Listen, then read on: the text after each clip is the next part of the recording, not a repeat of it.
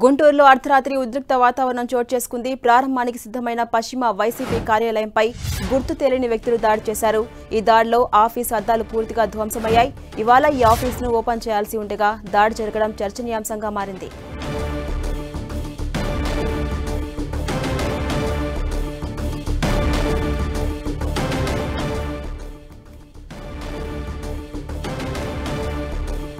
గుంటూరులో అర్ధరాత్రి ఉద్రిక్త వాతావరణం చోటు చేసుకుంది. ప్రారంభానికి సిద్ధమైన పశ్చిమ వైసీపీ కార్యాలయంపై గుర్తు తెలియని వ్యక్తులు దాడి చేశారు.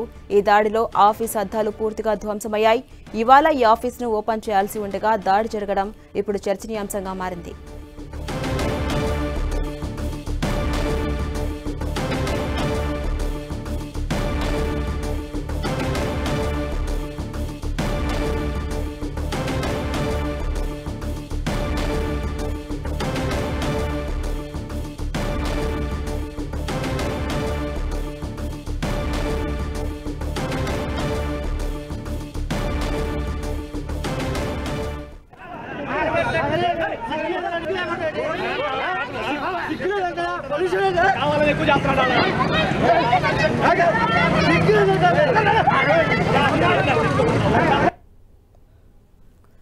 గుంటూరులో అర్ధరాత్రి ఉద్రిక్త వాతావరణం చోటు చేసుకుంది. ప్రారంభానికి సిద్ధమైన పశ్చిమ వైసీపీ కార్యాలయంపై గుర్తు తెలియని వ్యక్తులు దాడి చేశారు.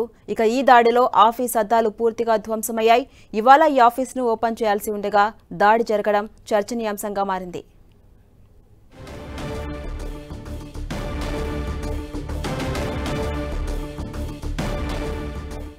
ఇదే అంశంపై మరింత సమాచారం మా ప్రతినిధి నాగరాజు అందిస్తారు. నాగరాజు, ఎన్ని గంటలకు గుర్తు తెలియని వ్యక్తులు దాడి చేశారు? అప్డేట్స్ ఏంటి?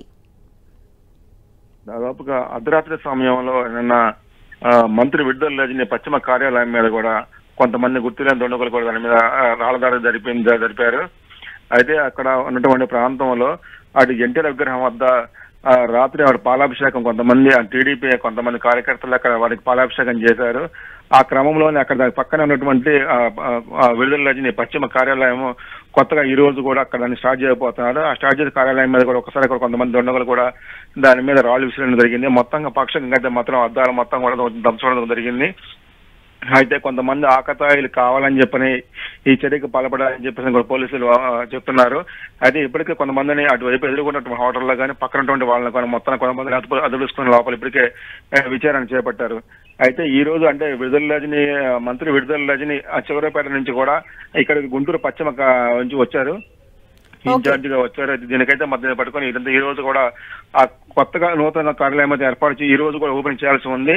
అది ఈ క్రమంలోనే అక్కడ ఉన్న కొంతమంది ఆకతాయిలు కూడా పశ్చిమ కార్యాలయం మీద కొంతమంది కావాలని చెప్పేసి ఇటువంటి చర్యలు పలపడాలని చెప్పేసి కూడా వైసీపీ నేతలు కూడా కొంతమంది కావాలని ఆరోపిస్తున్న పరిస్థితి ఉంది. Right, thank you Nagaraju.